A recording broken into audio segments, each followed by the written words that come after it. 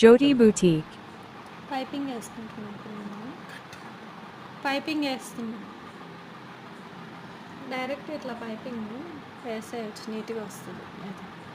నీది ఇంత నీట్గా వస్తుందా? నీట్గా వస్తుంది.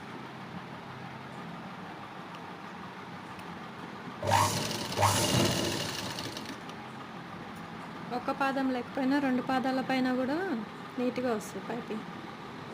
ఒక్క పాదం అంటే ఏంటి? ఇది ఓకే. సింగిల్ పాదం కాకుండా